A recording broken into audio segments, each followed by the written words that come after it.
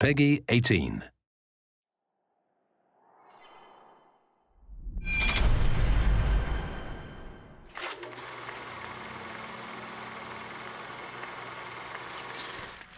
When you think about Bioshock Infinite's characters, in Bioshock 1, I think the biggest character in the world was actually the world of Rapture. And I think with Infinite, we're continuing that tradition as well, that there's a lot of narrative told in the world, and very much probably on the same scale as there was with Bioshock 1.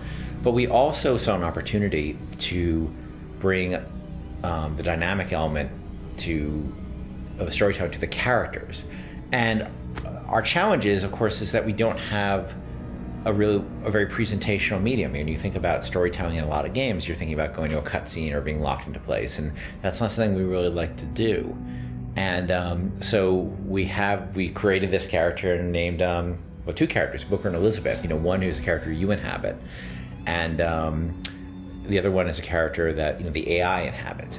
Back there at the shop, what you asked me to do. Let's not discuss it. No, what did that thing do to you? If he were to take me back, that's death, Mr. DeWitt. Or something so like it, I cannot tell the difference. Booker is, I think you're gonna see him be multidimensional throughout the game.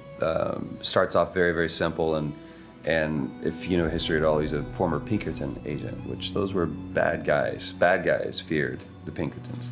And the fact that he was kicked out of the Pinkerton agency should kind of give you a little bit of insight into what kind of guy he is. He's seen a lot, he's done a lot. He's got a lot to make penance for.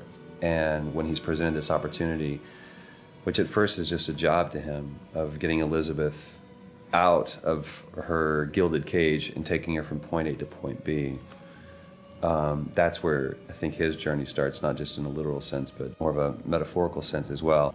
Looks as if some desperate fella called this place home. What does that make us?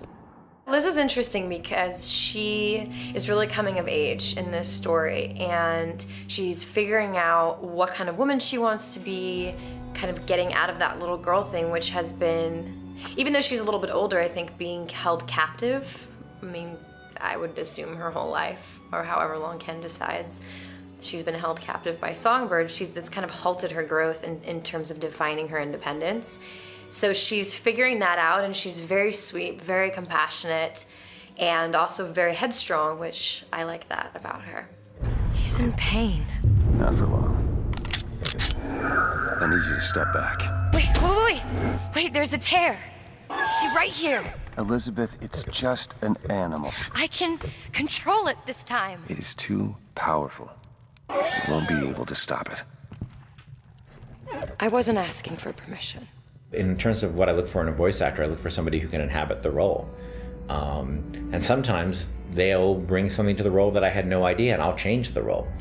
With both of them, I think I saw people who sort of inhabited the basics of what I saw in the character, but they're also very good at taking direction. They're very good at responding to feedback, and that's what I mean more. That it's less direction and more feedback, because a lot of times I don't even know what I want, and I'm just sort of saying, let's try in this area, and they're very open to that, and they're really generous in the process, and that's been incredibly helpful.